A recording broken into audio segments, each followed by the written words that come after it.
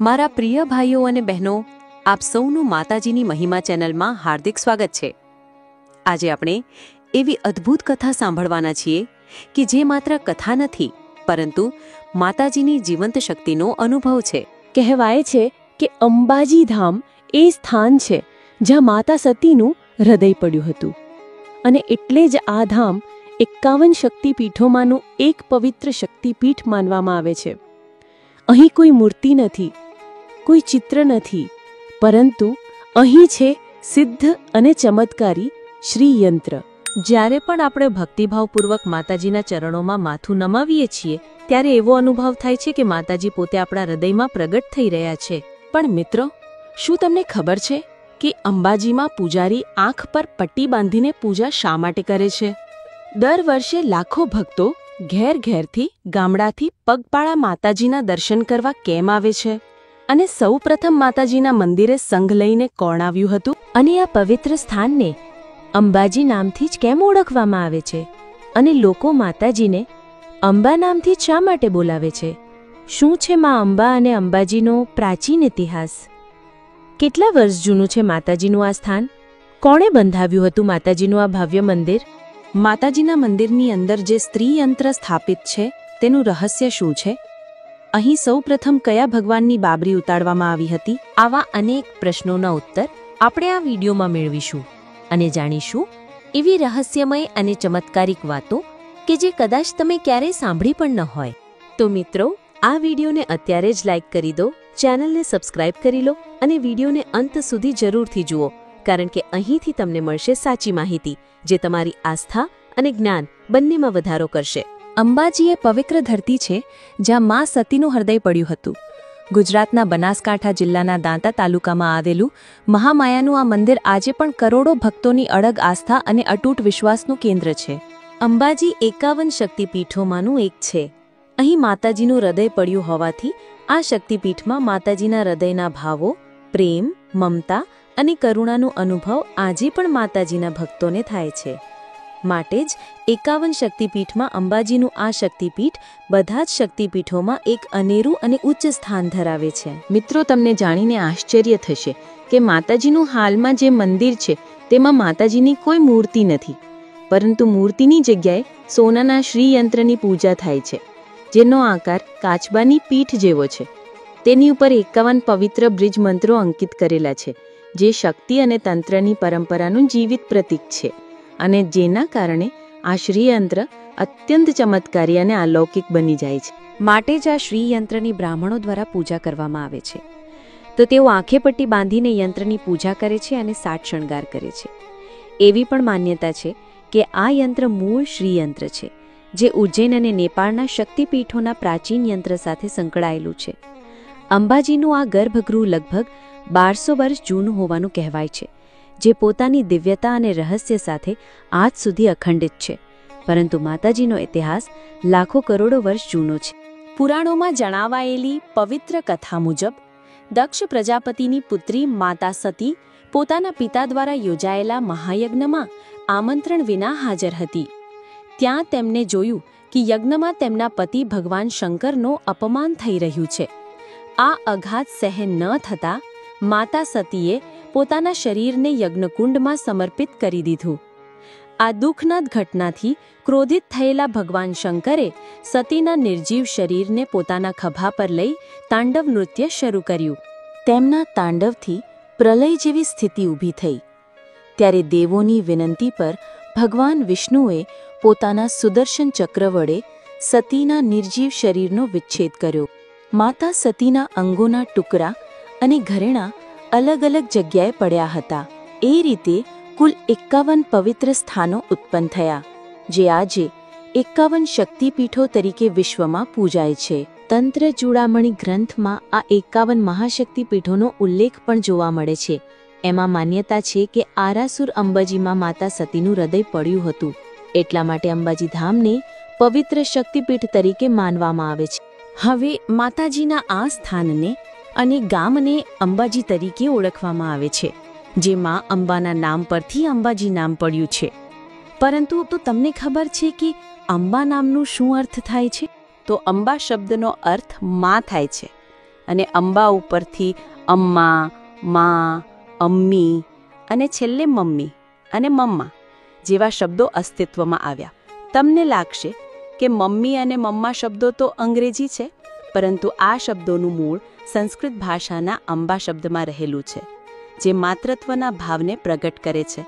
અને મા અંબાના હૃદયના તમામ ભાવો, એટલે કહો કે માતાજીનું સમગ્ર માતૃત્વ જેમાં સમાહિત હતું, તે હૃદય આ પરમ પવિત્ર એવા અંબાજી ધામમાં પડેલું છે.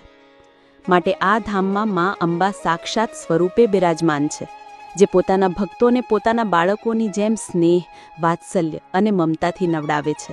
દર વર્ષે ભાદરવા સુદ અષ્ટમીથી પૂનમ સુધી અંબાજીમાં ભવ્ય મેળો ભરાય છે. લાખો ભક્તો પોતાના ગામડાઓમાંથી પગપાળા યાત્રા કરીને માતાને મળવા આવે છે. ભક્તો અહીં મનને શાંતિ, આશા અને નવી શક્તિ મેળવવા આવે છે. અંબાજી મા દુર્ગાના સ્વરૂપોમાં એક મહત્વનું સ્વરૂપ માનવામાં આવે છે.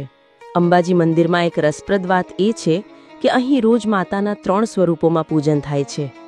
સવારે મા અંબાનું બાળ સ્વરૂપ, બપોરે યુવા સ્વરૂપ અને સાંજે પ્રૌઢ સ્વરૂપનું પૂજન થાય છે. આ આખી દુનિયામાં એકમાત્ર એવું મંદિર છે જ્યાં માતાની સવારી માટે અઠવાડિયાના 7 દિવસ 7 અલગ અલગ વાહનોનો ઉપયોગ થાય છે. જેવા કે સોમવારે નંદી, મંગળવારે સિંહ, બુધવારે ઐરાવત એટલે કે હાથી, ગુરુવારે ગરુડ, શુક્રવારે હંસ, શનિવારે હાથી, રવિવારે વાઘ. અંબાજી મંદિરની બીજી મહાન વાત એ છે કે અહીં અખંડ જ્યોત વર્ષોથી પ્રગટે છે. એક દીવો મંદિરના ચાચર ચોકમાં સતત પ્રગટ રહે છે અને બીજો દીવો ત્યાંથી થોડા અંતરે આવેલા ગબ્બર પર્વત પર પ્રગટ રહે છે. સાંજના સમયે ભક્તો જ્યારે બંને દીવાને એક લીટીમાં જોતા હોય છે ત્યારે એ દ્રશ્ય અત્યંત દિવ્ય લાગે છે. હાલમાં જ્યાં ભવ્ય મંદિર દેખાય છે ત્યાં પહેલા એક નાનું મંદિર હતું, જેનો જીર્ણોદ્ધાર 1975થી શરૂ થયું હતું. અને આજે આ આખું મંદિર આરસ પહાડના પથ્થરથી નિર્માણ થયેલું છે. મંદિરમાં 103 ફૂટ ઊંચું સોના જડિત શિખર છે અને તેના પર 358 સુવર્ણ કળશો ઝળહળે છે. માતાજીનું આ સ્થાન અતિ પ્રાચીન અને ઐતિહાસિક છે. ધર્મશાસ્ત્રોમાં ઉલ્લેખ છે કે જ્યારે ભગવાન શ્રી કૃષ્ણના માથાના વાળ ઉતરાવવાની વિધિ કરવા આવ્યા ત્યારે એ વિધિ અંબાજી માતાના આ સ્થાનક પર જ થઈ હતી. એ પ્રસંગે નંદ અને યશોદાજીએ માતાના સ્થાનક પર જવારા વાવ્યા હતા અને 7 દિવસ સુધી અંબાજીમાં રોકાયા હતા. આજે પણ એ પવિત્ર સ્થળ ગબ્બર પર્વત પર જોવા મળે.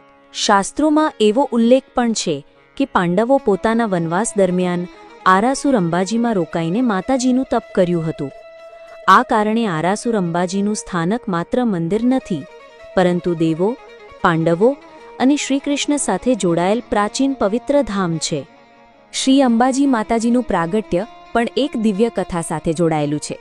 કહેવામાં આવે છે કે પોષ મહિનાની પૂનમનો દિવસ માં અંબાજીનો પ્રાગટ્ય દિવસ છે. આ પ્રસંગ ખૂબ જ રહસ્યમય અને ચમત્કારિક ઘટના સમાન માનવામાં આવે છે. વર્ષો પહેલા એક વખત ભયાનક દુષ્કાળ પડ્યો હતો. ધરતી સૂકી ભટ્ટ થઈ ગઈ હતી. મનુષ્યો, પશુઓ અને પંખીઓ બધા જ ભૂખ અને તરસથી તડફડવા લાગ્યા. ત્યારે દુઃખી જનતાએ હૃદયપૂર્વક મા અંબાની પૂજા અને આરાધના કરી. જગતજનની મા અંબાજી ભક્તોના આ આહવાનથી પ્રસન્ન થઈ. માતાની કૃપાથી જે ધરતી સુકાઈ ગઈ હતી ત્યાં હરિયાળી છવાઈ ગઈ. અઢળક શાકભાજી અને ફળો ઉગ્યા. જીવોના જીવનમાં ફરીથી ખુશાલી છવાઈ ગઈ. આ ચમત્કારથી જ માતાનું નામ શાકંભરી પ્રસ્થાપિત થયું. એટલા માટે જ આજ સુધી પોષ માસની પૂનમને શ્રદ્ધાપૂર્વક શાકંભરી પૂર્ણિમા તરીકે ઉજવવામાં આવે છે અને પોષી પૂર્ણિમા તરીકે પણ ઓળખવામાં આવે છે. જો દંતકથાઓ છોડીને પૌરાણિક પુરાવાઓ પર નજર કરીએ તો 1415 કે ઈસવીસન 1359માં મહારાણા માલદેવનો શિલાલેખ માનસરોવર કિનારે આવેલા મંદિરમાં જોવા મળે છે. મંદિરમાં અંદરના મંડપના દ્વાર પરનો બીજો એક શિલાલેખ સન 1601નો છે, જેમાં રાવ ધારમલ્લીની રાણીએ માતાના ચરણોમાં અર્પણ કરેલી ભેટોનો ઉલ્લેખ છે. એ 16મી શતાબ્દીના પુરાવા છે. એક બીજો શિલાલેખ સન 1789નો છે, જેમાં એક ધર્મશાળા બંધાયાની વિગત મળે છે. આથી સ્પષ્ટ થાય છે કે 14મી શતાબ્દીથી અંબાજી માતાનું સ્થાનક ખૂબ જ પ્રખ્યાત રહ્યું છે. પરંતુ હકીકતમાં આ સ્થાનનો મહિમા એથી પણ ઘણી સદી પહેલાથી ચાલતો આવ્યો હોવાનું માનવામાં આવે છે. અંબાજી નજીકના કુંભારિયા ગામમાં વિમળ શાહે ધોળા આરસ પહાણથી બનાવેલા સુંદર જૈન દેરાસરો. દંતકથા મુજબ કહેવામાં આવે છે કે આ દેરાસરોનું નિર્માણ પણ માં અંબાજી આપેલા ધનથી થયું હતું. પણ જ્યારે માતાએ વિમળ શાહને પૂછ્યું કે આ દેરા કોના પ્રતાપથી ઊભા થયા, ત્યારે વિમળ શાહે જવાબ આપ્યો કે મારા ગુરુના પ્રતાપથી. આ ઉત્તરથી માતા પ્રસન્ન ન થઈ. માતાની દિવ્ય શક્તિએ એ દેરા બાળી નાખ્યા અને માત્ર 5 દેરાસરો જ રહેવા દીધા. એક દંતકથા અનુસાર વર્ષો પહેલા ગબ્બર પર્વતની તળેટીમાં એક ગોવાળિયો ગાયો ચરાવતો હતો. અચાનક તેની ગાયો વચ્ચે એક નવી ગાય આવીને ચરવા લાગી. ગોવાળિયાને આશ્ચર્ય થયું. આ ગાય કોની હશે? સાંજ પડતા એ ગાય હંમેશા ચાલતી ચાલતી ગબ્બરની એક ગુફામાં જતી હતી. એક દિવસ ગોવાળિયો પણ પાછળથી ગુફા સુધી ગયો. ત્યાં જઈને તેણે જોયું કે એક વૃદ્ધ ડોશી સોના ચાંદીના હિંડોળા પર ઝૂલતા હતા. ગોવાળિયો મનમાં વિચારવા લાગ્યો કે મારા બાપ દાદા વર્ષોથી આ ગબ્બર પર ગાયો ચરાવે છે, પણ ક્યારેય એમણે આ ડોશી વિશે કશું કહ્યું નથી. તો આ કોણ હશે? એ જ સમયે એ વૃદ્ધ ડોશી સ્વરૂપે રહેલી માં અંબાએ કહ્યું, ભાઈ, હું હવે વૃદ્ધ થઈ ગઈ છું. મારી ગાય હું ચરાવી શકતી નથી. તું મારી ગાય ચરાવશે? ગોવાળિયાએ નમ્રતાથી કહ્યું, હે માડી, હું તો ગોવાળ છું. ગાય ચરાવી એ તો અમારો ધર્મ છે, પણ તમે મને ચરામણ આપશો તો હું તમારી ગાય પણ ચરાવીશ. માતા અંબાએ કહ્યું, બરાબર ભાઈ, વર થાય એટલે તારી ચરામણ તને મળી જશે. ગોવાળિયોએ હા પાડી અને વર્ષભર ગાયો ચરાવ્યા બાદ વર આવે ત્યારે ગોવાળિયો ચરામણ લેવા ગયો. ત્યારે ડોશીમાએ તેને એક સુપડું આપ્યું, જેમાં જવના દાણા હતા. ગોવાળિયો વિચારી રહ્યો કે આ ડોશી પાસે સોના ચાંદી હીરા માણેક છે, પણ મને માત્ર જવ આપે છે. જો આ જવની જગ્યાએ હીરા માણેક આપ્યા હોત તો દિવાળી સુધરી જાત. એમ વિચારી ગોવાળિયાએ ગુફાની બહાર આવી જવ ફેંકી દીધા અને ઘરે ગયો. ઘરે જે પત્નીને વાત કરી, બધી વાત સાંભળીને પત્નીએ કહ્યું, અરે, એ તો ડોશી નહોતી, એ તો સાક્ષાત માં અંબાજી હતા. પત્નીએ તરત એ પસેડી જોવા માંગી. તેમાં રહેલા માત્ર 4 જવના દાણા હીરા માણેક બની ગયા હતા. આ જોઈ પત્નીએ કહ્યું, હે ગોવાળ, તમે મોટી ભૂલ કરી છે. માતાજીએ તને સાક્ષાત દર્શન આપ્યા હતા, પણ તમે માતાજીને ઓળખી શક્યા નહીં. ગોવાળિયો અને તેની પત્ની ખૂબ દુઃખી થયા અને માતાજીની પ્રાર્થના કરી. માતાજી પ્રસન્ન થઈ અને કહ્યું, માગો વરદાન. ત્યારે ગોવાળિયો અને તેની પત્નીએ પ્રાર્થના કરી, હે માડી, અમને બીજું કશું નથી જોઈએ. તું અમને સદાય તારા નજીક રાખજે અને અમારું આખું જીવન તારી ભક્તિમય રહે. ત્યારે માં અંબાજીએ આશીર્વાદ આપ્યો, સદાય હું તમારી સાથે રહીશ અને દ્વાપર યુગમાં તમે નંદ અને યશોદા સ્વરૂપે અવતાર લેશો. જ્યાં સુધી પૃથ્વી પર માણસ માત્ર રહેશે ત્યાં સુધી તમારું નામ અમર રહેશે. દ્વાપર યુગમાં જ્યારે શ્રીકૃષ્ણની બાબરી ઉતારવાની વિધિ થઈ ત્યારે નંદ અને યશોદા ગબ્બર આવ્યા હતા. તેઓ 3 દિવસ ત્યાં રોકાયા અને ભગવાન શિવ તથા માં અંબાજીની પૂજા અર્ચના કરી હતી. એવો ઉલ્લેખ પણ કથાઓમાં મળે છે. એક માન્યતા મુજબ અંબાજીની પદયાત્રાનો ઇતિહાસ ખૂબ જ જૂનો છે. પાટણ જિલ્લાના શિહોરીના રાજમાતાના કુંવર ભીમસિંહને 50 વર્ષથી વધુ થયા છતાં પણ સંતાનની પ્રાપ્તિ નહોતી. સંતાન વિનાનું જીવન માતા પિતાને કેવું અધૂરું લાગે છે એ તો તમે સમજી જ શકો. એક દિવસ રાજમાતાએ રામસિંહ રાયકા નામના ભુવા પાસે જઈને સંતાનની વાત કરી. ત્યારે ભુવાએ કહ્યું, તમારી કુળદેવી તો અંબાજી છે, તેમના આશીર્વાદથી જ તમારું પારણું બંધાશે. માતા અંબાજીની કૃપાથી થોડા જ દિવસો પછી રાણીને પુત્ર જન્મ્યો. ભીમસિંહ બાપુએ માનતા રાખી કે હવે હું 1.25 વર્ષ સુધી અંબાજી મંદિરે યજ્ઞ કરાવીશ અને 51 બ્રાહ્મણોને ભોજન કરાવીશ. ત્યારે 1841માં ભાદરવા સુદ દશમે ભુવા રામસિંહ અને 51 બ્રાહ્મણોનો પ્રથમ સંઘ અંબાજી તરફ પગપાળા નીકળ્યો. આ રીતે શરૂ થયેલી પદયાત્રા પછી દર વર્ષે ચાલતી રહી.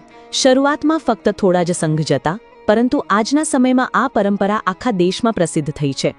આજે તો 1600થી વધુ નાના મોટા સંઘો ભાદરવી પૂનમે અંબાજી પહોંચે છે.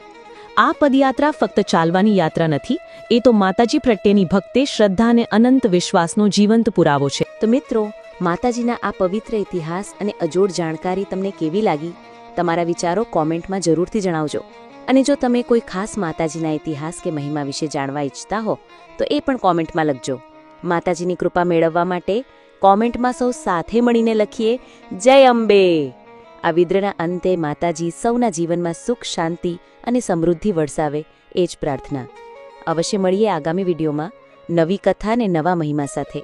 ત્યાં સુધી જોડાયેલા રહેજો માતાજીની મહિમા ચેનલ સાથે.